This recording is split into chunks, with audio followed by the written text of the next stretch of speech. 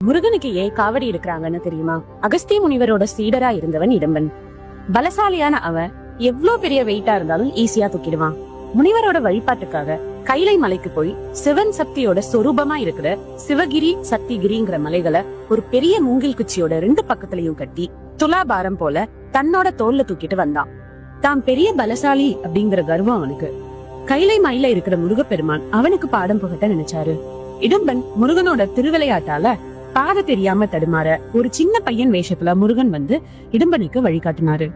திருவாவினன் குடி கிட்ட வந்தப்போ சிறுவனா இருந்த முருகப்பெருமான் இடும்பன் கிட்ட கொஞ்சம் ரெஸ்ட் எடுத்துக்கோன்னு சொல்றாரு.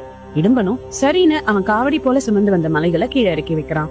மறுபடியும் காவடியை தூக்க முயற்சி பண்ணா அவனால அதை அசைக்க கூட முடியல.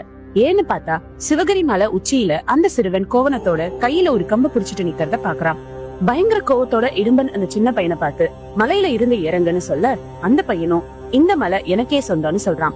கோவத்துல இடும்பன் அந்த சின்ன பையனை அடிக்க போக சின்ன பையன் உருவத்துல இருந்த பகவான் முருகன் இடும்பனை புடிச்சு தள்ள அவனு கீழே விழுந்து மயங்கிடுறான்.